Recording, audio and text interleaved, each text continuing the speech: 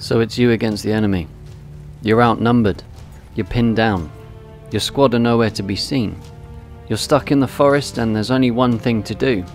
You've got to employ some serious guerrilla tactics to take the enemy down. You then hear the incoherent mumbles of Sylvester Stallone in your ear. He says something like, and you wonder, am I alright? Do I need professional medical help? Brushing that thought aside, you start quickly moving from tree to tree, or lamppost to lamppost depending on the map rotation, and start gunning the enemy down from behind. Welcome to the Rambo build.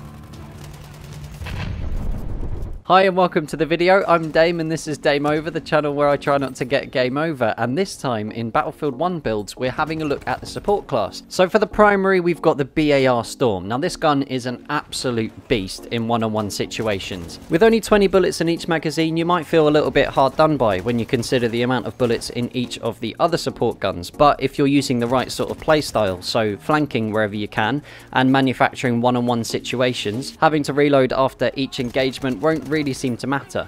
Also looking at the extremely fast fire rate at 600, meaning it's the fastest of all of the weapons in the support class, you'll be able to stand a good chance coming up against something like the Hellriegel. As you're more than likely going to have to duck into cover after every time you shoot, you need to try and think a bit more like a Velociraptor from Jurassic Park 2.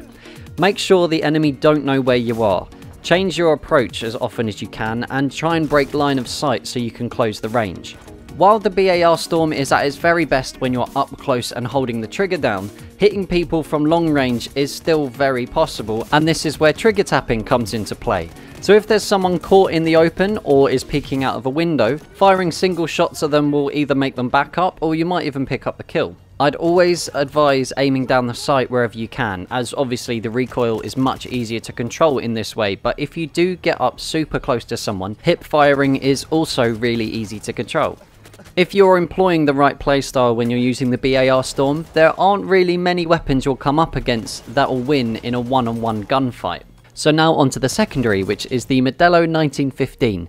This sidearm works in pretty much the same way as the BAR Storm. It fires very quickly and is really easy to control. Firing from the hip with the Modelo is very accurate, and with 9 bullets in the mag you'll have plenty of rounds to finish off your target.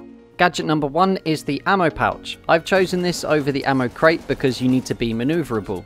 One function with the pouch to be aware of is that your guns get resupplied in a certain order, so it goes primary, secondary, gadget 1, gadget 2, and then onto your grenade. So to start the grenade resupply counter as quickly as possible, you need to throw yourself 2 pouches. Gadget number 2 is the crossbow frag variant. This is for several reasons, one of them being with a little bit of practice you can take people out from some serious range. If you're having to push into a building you can weaken your enemies and then push in with your BAR to finish them off. And the last reason, I guess, is just because of the potential multi-kills you can get out of using this completely World War I appropriate piece of kit. For our grenade, I have chosen the frag grenade because of its power and versatility. It also takes the amount of frags you're carrying up to 3 from spawn. Lastly, for the melee, I've chosen the US trench knife.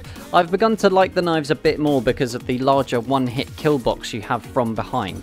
And considering the amount of damage you can do so quickly with each of your weapons, having the lower damage archetype doesn't really put you at a disadvantage. And also, I didn't realise you could do this, you can go full Walking Dead and headshot people with your knife.